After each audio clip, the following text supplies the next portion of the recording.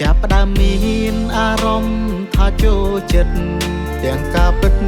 មិនដែលស្គាល់គ្នាផង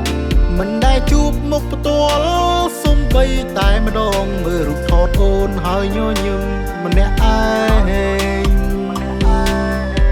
ឃើញ Facebook អូនភ្លាមក៏អេតទៅមិនស្មានពៅទទួលជាមិត្តភក្តិអារម្មណ៍បងត្រេកអរខ្លាំងណាស់វល់លាក់ព្រោះបងក្លាំងក្នុងសម្រស់អូនហើយក្រាស់គេពិបាកណាស់ពិបាកខ្លាំងណាស់ស្ទើរប្រេះទ្រុងហើយរឹតស្រឡាញ់រឹតមិនចង់ស្ដាប់ចំឡើយខ្លាចអូនឆ្លើយថាទេឆាតទៅអូនរាល់ថ្ងៃទោះមួយរាត្រីក៏មិនខានដែរតែមានស្នេហ៍ឆ្លើយតបមកមួយឲ្យខ្ញុំព្រួយគិតថានាងមិនស្នេហ៍ព្រោះមិនស័ក្តិសមក្រាស់គេពិបាកណាស់ពិបាកខ្លាំងណាស់ស្ទើរប្រេះទ្រុងហើយរឹតស្រឡាញ់រឹតមិនចង់ស្ដាប់ចំឡើយខ្លាចអូនឆ្លើយថាទេ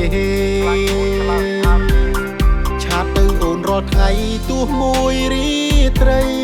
ក៏មិនខានដែរតែមានស្នេហ៍ឆ្លើយតបមកមួយឲ្យខ្ញុំព្រួយគិតថានាងមិនស្នេហ៍ព្រោះមិនស័ក្តិសម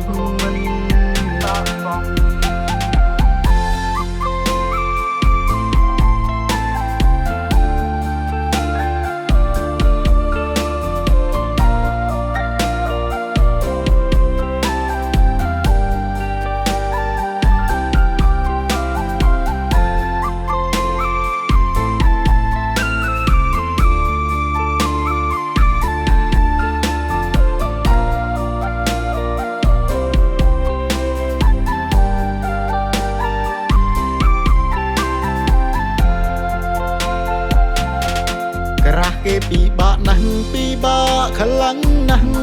ស្ទើរប្រេះទ្រុងហើយរឹតស្រឡាញ់រឹតមិនចង់ស្ដាប់ចំឡើយខ្លាចអូនឆ្លើយថាទេឆាតទៅអូនរាល់ថ្ងៃទោះមួយរាត្រីក៏មិនខានដែរតែមានស្នេហ៍ឆ្លើយតបមកមួយឲ្យខ្ញុំព្រួយគិតថានាងមិនស្នេហ៍ព្រោះមិនស័ក្តិសមក្រាស់គេពិបាកណាស់ពិបាកខ្លាំងណាស់ស្ទើរប្រេះទ្រុងហើយរឹតស្រឡាញ់រឹតមិនចង់ស្ដាប់ចំឡើយខ្លាចអូនឆ្លើយថាទេឆាតទៅអូនរាល់ថ្ងៃទោះមួយរាត្រីក៏មិនខានដែរ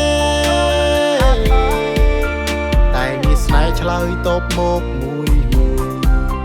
ឲ្យខ្ញុំព្រួយគិតថានាងមិនស្នេហ៍ព្រោះមិនស័ក្តិសមក្រាស់គេពិបាកណាស់ពិបាកខ្លាំងណាស់ទើបប្រេះទ្រុងហើយរឹតស្រឡាញ់រឹតមិនចង់ស្ដាប់ចំឡើយខ្លាចអូនឆ្លើយថាទេ